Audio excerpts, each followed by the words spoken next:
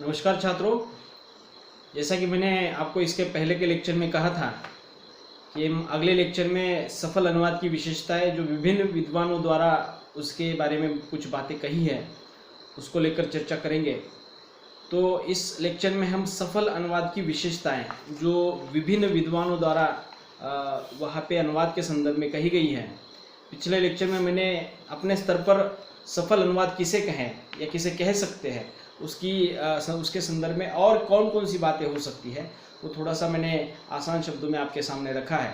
तो यहाँ पे विद्वानों द्वारा या उनका जो चिंतन है सफल अनुवाद के संदर्भ में उसकी थोड़ी सी चर्चा करेंगे। देखिए, अनुवाद की परिभाषाएं, अनुवाद का अर्थ, स्वरूप, प्रकार आदि बातों के अध्ययन के पश्चात बात स्पष्ट हो जाती है कि सफल अनुवाद किसे कहें। देखिए, हमने इसके पहले अनुवाद की परिभाषाएं देखी है, उसके प्रकार देखे हैं, स्वरूप को देखा है, प्रक्रिया देखी है, अनुवादक के गुणों को देखा है। इतने सभी सैद्धांतिक पक्ष देखने के पश्चात हमारे सामने ये बात आ जाती है कि आखिरकार सफल अनुवाद किसे कहें। अभी तो यह भी ज्ञात होता है कि 100% सही अनुवाद नहीं हो सकता, फिर भी विद्वानों के चिंतन से सफल अनुवाद तथा अच्छा अनुवाद किसे कहे इस बात को स्पष्ट करने के लिए कुछ तत्व बताए गए हैं जिस आधार पर हम अनुवाद की सफलता असफलता के बारे में जानकारी प्राप्त कर सकते हैं। अर्थात विद्वानों के द्वारा ये भी मान्य किया गया है कि कोई भी अनुवाद जो है 100% सफल नहीं होता या जैसा कि वैसा नहीं बन सकता। तो सफलता की ये जो सीमा है ये कहाँ तक है, सफल अनुवाद किसे कहे या फिर अच्छा अनुवाद किसे कहे, वह अनुवाद सफल हुआ है या असफल हुआ है, इन बातों को किन तत्वों के सहारे हम जान सकते हैं, ये तत्व जो है यहाँ पे विद्वानों ने कुछ बताने की कोशिश की है। इन विद्वानों का चिंतन अनुवाद क्या है के प्रश्न के साथ जुड़ा हुआ है। इस चिंतन से ही वे तत्व निकलते हुए दिखाई देते हैं और जो सफल अनुवाद की विशेषताओं के रूप में हम उसको वहाँ पे ग्रहण कर सकते हैं। तो विद्वानों द्वारा जो भी कुछ अनुवाद के संदर्भ में बातें कही गई है और उसी के आधार पर उसका सार के रूप में या उसके निष्कर्ष के तौर पर हम वहाँ पे समझ सकते हैं कि या विद्वानों के द्वारा जो भी कुछ चिंतन व्यक्त किया गया है यहाँ पे हम सफल अनुवाद की विशेषताओं के तौर पर उसको देख सकते हैं। तो सफल अनुवाद की विशेषता में पहली विशेषता है मूल चेतना अथवा ऊष्मा। मतलब मूल चेतना से तात्पर्य यह है कि मूल पाठ में या स्रोतभाषी पाठ में जो भी कुछ मूल चेतना व्यक्त की गई है, मूल भाव जो व्यक्त किया गया है, उस मूल चेतना के साथ अनुवादक कितना एकरूप हो जाता है, कितना समरस हो जाता है, ये बातें थोड़ी सी इसमें आ जाती है। देखिए विद्वानों का क्या कहना है, मूल चेतना या ऊष्मा ये सफल अनुवाद की पहली विशेषता है। अलेक्जेंडर पोप नामक एक विद्वान है, विदेश के हैं, उन्होंने सफल अनुवाद के लिए या अनुवाद की सफलता को आंकने के लिए, सफल हुआ है या असफल हुआ है उसको आंकने के लिए ये जो मूल चेतना या ऊष्मा जो है उसको, उसका दायित्व जो है अनुवादक के ऊपर छोड़ दिया है। मतलब वे अनुवाद में सबसे ज़्यादा महत्वपूर्ण बात जो है मूल चेतना या ऊष्मा को मानते हैं।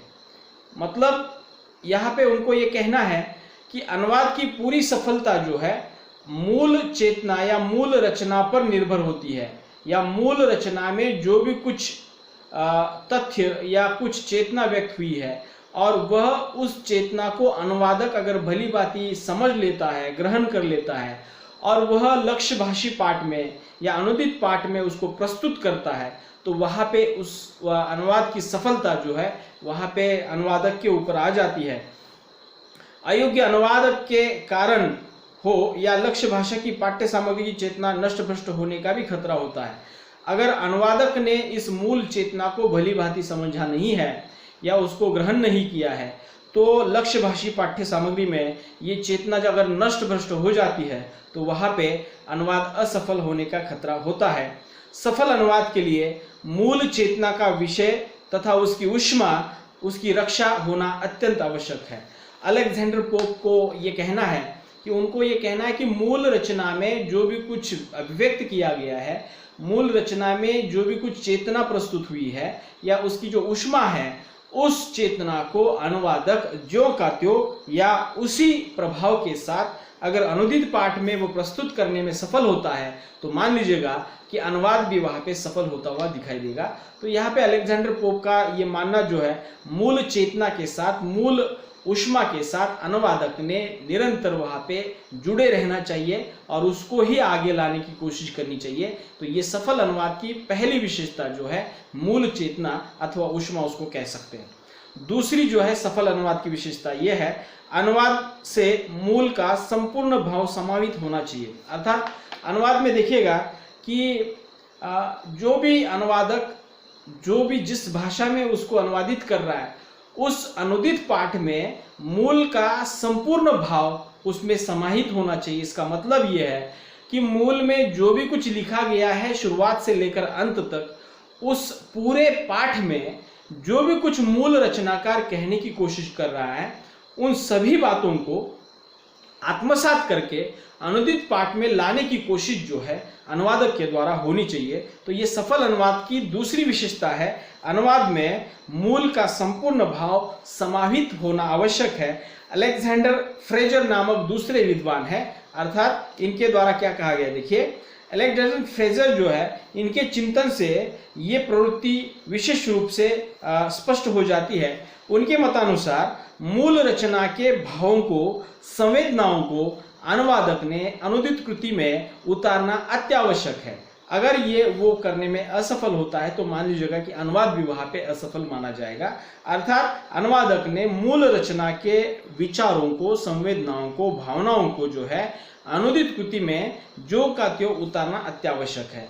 इन भावों को समझकर इसके समतुल्य लक्ष्य भाषा में उसे बोधगम्यता के साथ ले जाना भी अनुवाद की सफलता की कोटि में आ जाता है। अगर अनुवादक ने उस सभी तथ्यों को, उस भावों को, विचारों को सही ढंग से अगर ग्रहण किया है, समझ लिया है, बोधगम्यता के स्तर पर अगर उसने आत्मसात किया है, तो अनुवाद जो है सफलता की कोटि तक चला जाता है, ऐसा अलेक्जेंडर फ्रेजर का मानना है। अर्थात मूल रचना में लिखी गई या प्रस्तुत की गई सभी भावनाएं, सभी विचार जो है अनुवादक ने अनुदित पाठ में प्रस्तुत करना आवश्यक है, तभी अनुवाद जो है सफल होगा। सफल अनुवाद की तीसरी विशेषता है, देखिए अनुवाद की शैली तथा लेखन विधि मूल की जैसी होनी चाहिए। हमें इस मध्य के भीतर या इस विशेषता के भीतर यही समझना है कि अनुवादक अगर मूल रचनाकार की शैली को अपनाता है या मूल लेखन विधि को अपनाता है तो लगभग अनुवाद जो है सफलता की दिशा की ओर बढ़ रहा होता है। अनुवादक ने अगर मूल लेखक की शैली का अनुसरण किया या उसके समान ही अगर अनुदित पाठ में भी वो लिख रहा है, मान लीजिएगा कि कविता, काव्य लिखा गया है और काव्य का अनुवाद जब हो रहा है, अगर वो अनुवादक काव्य का अनुवाद काव्य के रूप में वहां पे प्रस्तुत कर रहा है तो कुछ हद तक जो है अनुवाद सफलता की दिशा में बढ़ रहा होता है। और अनुवादक ने उस विधि को अगर अच्छी तरह से ग्रहण किया तो समझ लीजिएगा कि अनुवाद की सफलता या उसकी संभावना जो है बढ़ जाती है। इसमें अनुवादक अगर मूल शैली तथा लेखन विधि को अपने स्तर पर, योग्यता के बल पर या अपने क्षमता के बल पर अनुदित कृति में ढालने की कोशिश करता है तो वह अनुवाद सफलता की ओर बढ़ रहा होता है। मैंने अभी जो कहा था कि अगर उसने मूल रचनाकार की शैली को ही अपना लिया अनुवाद के लिए तो समझ लीजिएगा कि वो अनुवाद लगभग सफलता की कोटि तक या सफलता की दिशा में चल रहा होता है। यह तभी संभव होता है कि जब स्रोत भाषा और लक्ष्य भाषा की भाषिक संरचना समान हो। उदाहरण के तौर पर संस्कृत ये मराठी और हिंदी की पूर्ववर्ती भाषा रह चुकी है, अर्थात संस्कृत से ही मराठी और हिंदी भाषाएं निर्माण हो चुकी है। तो लगभग मराठी और हिंदी की जो भाषिक संरचना है वो लगभग एक जैसी है। तब मराठी से हिंदी में अनुवादित करते समय या हिंदी से मराठी में अनुवादित करते समय ये शैली जो है अनुवादक को अपनाने में ज़्यादा कठिनाई नहीं होती। लेकिन वही अगर अंग्रेजी का कोई पाठ है और उसको हम हिंदी में ला रहे हैं तो अंग्रेजी की शैली अगर हिंदी में उसको तब्दील करना है, अनुवादित करना है तो वो ज़्यादा थोड़ा सा कठिन महसूस होता है। अगर अनुवादक मूल पाठ को उस भाषिक संरचना के आधार पर, भाषिक शैली के आधार पर ज्यों का त्यों वो अगर अनुदित पाठ में प्रस्तुत करता है तो उसमें समझ लीजिएगा कि ये मुमकिन है। और सफल अनुवाद को बनाने के लिए, मूल लेखक की शैली को अपनाने के लिए वहाँ पे दोनों भाषाएं जो है, लक्ष्य भाषा और स्रोत भाषा, एक ही भाषिक संरचना से बनी हुई अगर होती है तो समझ लीजिएगा कि वो अनुवाद सफलता की ओर बढ़ रहा होता है। एक ही भाषा परिवार की भाषाओं में ये विशेषता आ जाती है और अनुवाद सफल बन जाता है। और हम उसमें मराठी और हिंदी का जिक्र कर सकते हैं कि मराठी और हिंदी भाषाएं जो है संस्कृत से निर्माण हुई है, और संस्कृत से निर्माण होने के कारण मराठी की जो भाषा व्यवस्था है, भाषिक संरचना है, लगभग वही भाषिक संरचना यहाँ पे हिंदी की है। अर्थात मराठी में जो वाक्य बनता है कर्ता कर्म क्रिया के आधार पर बनता है, उसी प्रकार हिंदी में भी वाक्य रचना कर्ता कर्म क्रिया के आधार पर ही बनती है। तो ऐसे समय वहाँ पे अनुवादक जो है मूल लेखक की शैली को अपनाकर जो है अनुवाद को सफल बना सकता है। इसलिए अनुवादक ने मूल लेखक की शैली तथा उसकी प्रविधि को अगर ग्रहण किया तो अनुवाद जो है मान लीजिएगा कि सफलता की ओर बढ़ रहा होता है।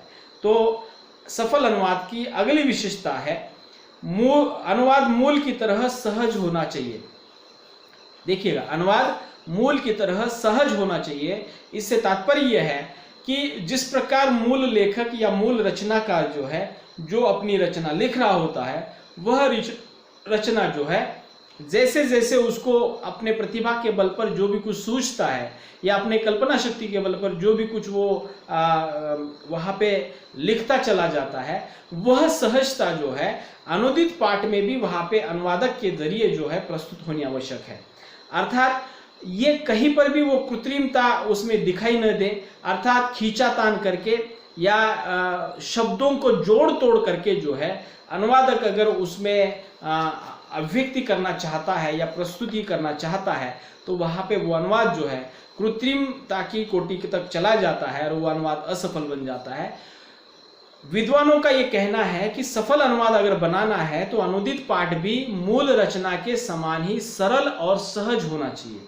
अर्थात वो कहीं पर भी अटपटा न लगे, कहीं पर भी वो ऐसा महसूस न हो कि ये इसमें कृत्रिमता आ गई है, खींचातानी हुई है या जानबूझकर वहाँ पे शब्द रखे गए हैं, शब्दों का चयन सही गलत वहाँ पे हुआ है, तो मान लीजिएगा कि ऐसा होने पर निश्चित तौर पर अनुवाद जो है असफल बन जाता है।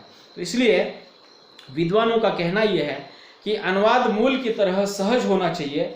इससे तात्पर्य यह है कि अनुवादित कृति और मूल कृति दोनों जो है एक जैसी होनी चाहिए। मूल की सहजता की अपेक्षा अनुदित कृति अगर अधिक अटपटी या क्लिष्ट बनती है तो वो संप्रेषण के लिए प्रश्न चिन्ह निर्माण करती है। इसलिए सफल अनुवाद के लिए मूल के समान ही उसमें सहजता होनी चाहिए, सरलता होनी चाहिए, तभी जाकर वो अनुवाद जो है सफल माना जाएगा। सफल अनुवाद की पांचवी विशेषता है प्रभाव। अब ये प्रभाव जो है ये बहुत महत्वपूर्ण चीज है सफल अनुवाद के लिए। इसमें क्या कहा है देखिए, मैथ्यू अर्नाल्ड नामक विद्वान है, अर्थात मैथ्यू अर्नाल्ड जी का कहना है, देखिए उनके चिंतन से सफल अनुवाद की यह विशेषता सामने आ जाती है। और उनको ये कहना है, इनके मतानुसार मूल रचना के पाठक जो प्रभाव मूल रचना को पढ़ने के बाद उनके ऊपर जो प्रभाव पड़ता है, लगभग वही प्रभाव जो है अनुदित पाठ के पाठकों पर अनुदित पाठ का पढ़ना जरूरी है, अर्थात आवश्यक है। यह चिंतन इसलिए महत्वपूर्ण है क्योंकि अनुवाद की सफलता का मूल्यांकन ही इसी परिमाण के अनुसार किया जाता है। मतलब अनुवाद जब उसकी सफलता, उसका समीक्षण या उसका जो मूल्यांकन जब किया जाता है तो लगभग उस मूल्यांकन का निकष वही होता है कि मूल रचना के पाठकों के ऊपर मूल रचना का कितना प्रभाव पड़ा है। लगभग वही प्रभाव अनुदित पाठ के पाठकों पर अगर वहां पे आ जाता है तो समझ लीजिएगा कि वो अनुवाद जो है सफलता की कोटि में आ जाता है, वो अनुवाद सफल हो जाता है। अगर इसमें ये प्रभाव की मात्रा जो है कम अधिक वहां पे रहती है तो समझ लीजिएगा कि वह अनुवाद जो है असफलता की कोटि में आ जाता है। तो इसलिए सफल अनुवाद के लिए पाठों की जो प्रभावात्मकता है वो अत्यंत आवश्यक है। मूल रचना के समान ही प्रभाव जो है अनुदित पाठ का वहां पे पढ़ना जरूरी है, तभी जाकर वहां पे सफल अनुवाद वहां पे हो जाएगा। सफल अनुवाद की अगली छठी विशेषता है निष्ठा। अब ये हमने अनुवादक के गुण के भीतर भी वहां पे इस बात को हमने देखा है, लेकिन निष्ठा ये जो बात है सफल अनुवाद के लिए अत्यंत आवश्यक है। इसमें भी विद्वानों का क्या कहना है, देखिए, सफल अनुवाद तभी होता है जब उस काम के प्रति आप ईमानदार और निष्ठावान हो। मतलब कोई भी काम, मतलब अनुवाद ही नहीं, किसी भी काम के बारे में अगर हम ये बात लागू कर पाते हैं कि निष्ठा से, ईमानदारी से किया हुआ काम जो है हमेशा सफल ही होता है, तो ये अर्थात ये सर्वविदित है कि जहाँ निष्ठा होती है वह सफलता जो है उसका अनुसरण कर रही होती है। इसलिए अनुवाद के कर्म में वहाँ पे निष्ठा का होना अत्यंत आवश्यक है। और सफल अनुवाद की विशेषता में ये निष्ठा जो है कुछ हद तक या बहुत हद तक जो है वहाँ पे निश्चित तौर पर परिणाम करती है। अनुवादक अगर मूल रचना के साथ या उस अपने कार्य के प्रति निष्ठावान नहीं रह पाता तो समझ लीजिएगा कि वो अनुवाद लगभग ढोने का काम वो अनुवादक कर रहा होता है और उसके कारण वो अनुवाद जो है असफलता में या असफल बन जाता है। इसलिए सफल अनुवाद के लिए निष्ठा होना आवश्यक है। सफल अनुवाद की सातवीं विशेषता है रुचि, अर्थात उसमें आपको वो काम कितना पसंद है, रुचि कितनी है, हाँ, आप वो काम करने के लिए कितना पसंद करते हो, तो इसके ऊपर भी ये सफल अनुवाद की जो बातें जो है वहाँ पे निर्भर है। कैसे, देखिए, रुचि से किए गए कोई भी काम का परिणाम अच्छा ही होता है। मतलब हम अपने पसंद से, हम अपने रुचि के अनुसार जो भी कुछ कार्य करते हैं तो समझ लीजिएगा कि उसका परिणाम जो है निश्चित तौर पर अच्छा ही होता है। अर्थात अनुवादक अगर उस काम में रुचि रखता है तो अपनी योग्यताओं और क्षमताओं के आधार पर उस कार्य में वो अपना संपूर्ण जो है अपनी संपूर्ण प्रतिभा जो है लगा देता है और वो काम जो है सफल होने लगता है। यह विशेषता एडवर्ड फिट्जजेराल्ड नामक विद्वान के चिंतन से स्पष्ट हो जाती है। अर्थात विदेश के विद्वान हैं एडवर्ड फिट्जजेराल्ड, उन्होंने ये बताया है या उनके चिंतन में सफल अनुवाद के लिए अनुवादक के पास रुचि का होना आवश्यक है। वह काम करने में उसे आनंद आता हो, वो काम उसे पसंद आता हो, तभी जाकर वो अनुवाद सफल होता है, ऐसा एडवर्ड फिट्जजेराल्ड जी को कहना है। अगली और अंतिम सफल अनुवाद की विशेषता है आठवीं, मूल लेखक का अनुसरण। अब देखिएगा, मूल लेखक का अनुसरण से तात्पर्य यह है कि ड्राइडन नामक विद्वान है, इनके चिंतन से ये मुद्दा जो है यह सफल अनुवाद की विशेषता आ जाती है। ड्राइडन नामक विद्वान ये विशेषता सफल अनुवाद के लिए आवश्यक मानते हैं। उनके मतानुसार मूल लेखक के अनुसरण से ही अनुवाद मूल रचना को न्याय, अनुवादक जो है मूल रचना को न्याय देने में सफल होता है। अगर अनुवादक मूल रचनाकार या मूल लेखक के पद चिन्हों पर चलता है या उसका अनुसरण करते हुए अगर अनुवाद का काम करता है तो वहाँ पे वह मूल रचना को भी न्याय दे रहा होता है, साथ ही साथ वो सफल अनुवाद की दिशा में बढ़ रहा होता है। ड्राइडन इस बात को उसी के साथ मतलब उसी को दूसरे अर्थ में कहते हैं कि उसी के साथ गिरो और उसी के साथ उठो। अर्थात मतलब क्या है, जहाँ पर भी मूल रचनाकार अपने भावनात्मक पक्ष में जो भी कुछ भावनात्मक पक्ष के स्तर पर वो अपनी भावनाएं व्यक्त कर रहा होता है, तो अनुवादक ने भी लगभग उसी भावना के साथ, उसी के साथ अनुसरण करते हुए वो भावनाएं जो है अनुदित पाठ में लानी है। तो ड्राइडन जी को कहना यह है कि अनुवादक ने यही बात करनी चाहिए कि मूल रचनाकार जहाँ पे गिरता है अपने भावनिक स्तर पर, अनुवादक ने भी वहाँ पर गिरना जरूरी है। और अनुवाद मूल रचनाकार जहाँ पे अपनी स्थिति से उभरता है, उठता है, अनुवादक ने भी वहाँ पे उसके साथ उठना जरूरी है। मतलब उसी के साथ गिरो और उसी के साथ उठो वाली जो भावना है, ये मूल रचना के अनुसरण से या मूल लेखक के अनुसरण से स्पष्ट होती है। मुझे लगता है कि ये सफल अनुवाद की विशेषता में मूल लेखक का अनुसरण ये भी एक महत्वपूर्ण बात है और ये सफल अनुवाद के लिए कारगर सिद्ध होती है। सारांश था, सफल अनुवाद के लिए ऐसी बहुत सारी बातें आ जाती है। अनुवाद को सफलता की कोटि में रखने के लिए आवश्यक है, यहाँ मुख्यतः बातों का उल्लेख किया गया है। और विद्वानों के चिंतन से जो भी कुछ बातें या तथ्य जो है हमारे सामने आए उसको मैंने अभी आपके सामने रखा। मुझे लगता है कि सफल अनुवाद के जो निकष है या सफल अनुवाद के जो परिमाण है तो इसके अलावा और कुछ नहीं हो सकते, और उसी के आधार पर हम अनुवाद का जो है मूल्यांकन भी कर सकते हैं। तो इन विद्वानों के चिंतन से जो भी कुछ बातें सामने आई है उसी को ही हम सफल अनुवाद की विशेषताएं मान सकते हैं। तो इस आधार पर ये मुद्दा जो है यहाँ पे समाप्त होता है। अगले लेक्चर में नया मुद्दा लेकर उपस्थित रहेंगे। तब तक के लिए रुकते हैं। धन्यवाद।